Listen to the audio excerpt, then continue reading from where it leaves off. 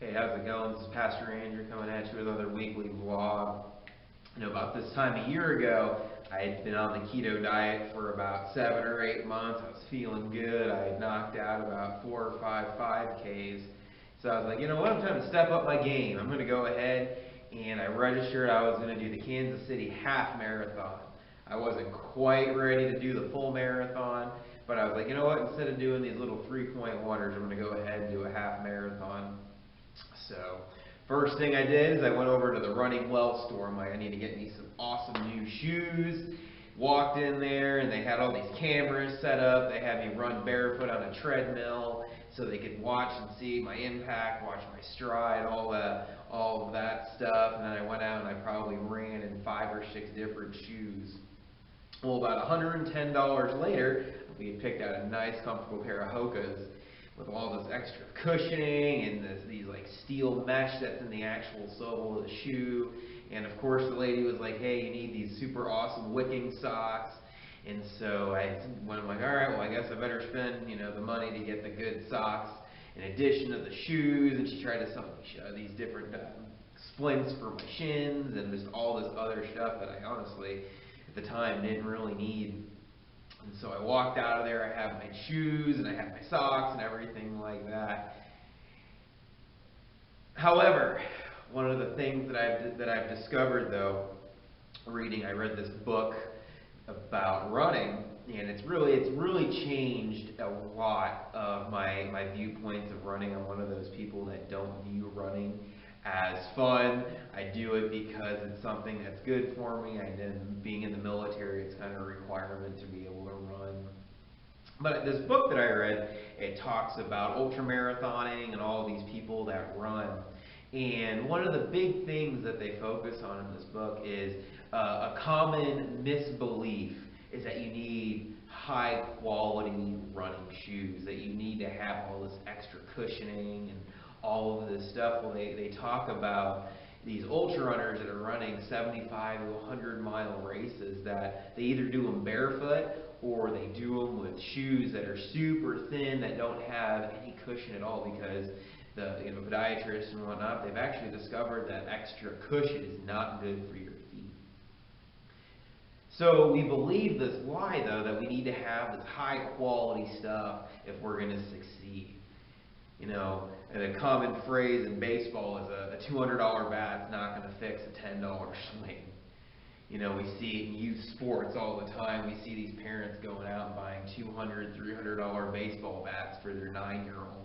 Or they need to have these high quality soccer cleats, or they have to have these high quality ice skates, that you need this really good equipment that's going to enhance your ability to play.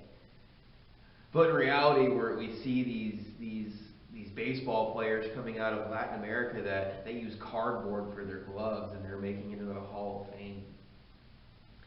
Because again, we believe this lie that we need all of this stuff to make us better. When in reality, it's about our heart, it's about our talent, it's about our drive to succeed.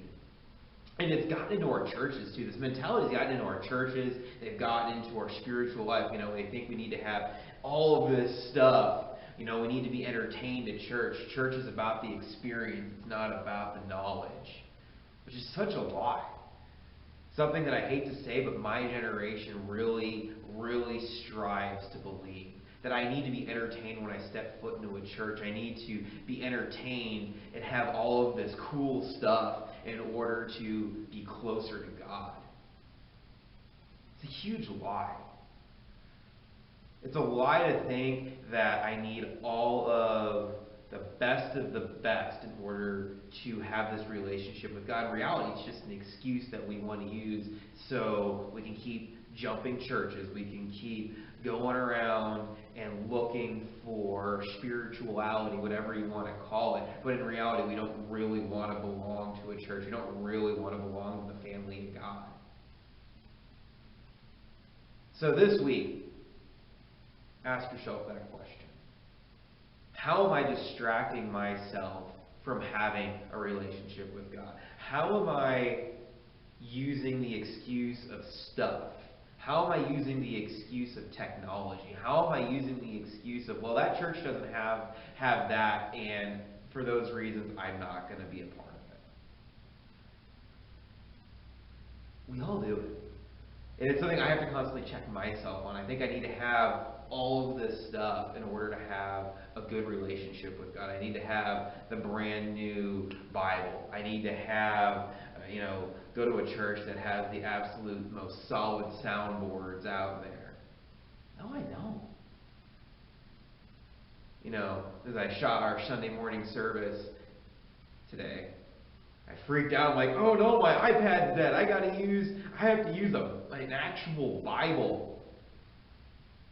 I'm so accustomed to using my iPad now. I don't need it. I'm able to study God's Word just fine with an actual book Bible. So this week, stop looking for excuses. Stop relying on technology and stuff to mask our inabilities to have a relationship with God. You can do it. You don't need to have a fancy Bible.